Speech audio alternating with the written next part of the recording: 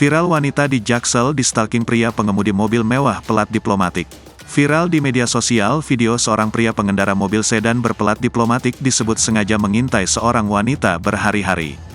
Kejadiannya dikatakan di kawasan Jakarta Selatan. Salah satunya diposting akun Instagram Kabar Negeri Official. Dalam postingannya, nampak seorang pria berada di dalam mobil sedan.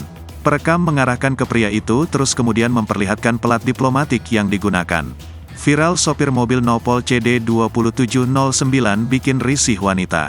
Awalnya si sopir sering ngikutin pengin ngajak kenalan, sampai hari keempat dia nungguin lagi. Terus tiap hari nungguin dan julurin lidah. Selalu nggak aman ada orang kayak gini di jalan, gangguin dan berhari-hari ngikutin, tulis keterangan unggahan. Kapolres Metro Jakarta Selatan, Kombes Pol Ade Arisyam Indradi mengklaim pihaknya belum menerima laporan polisi dari korban terkait hal ini.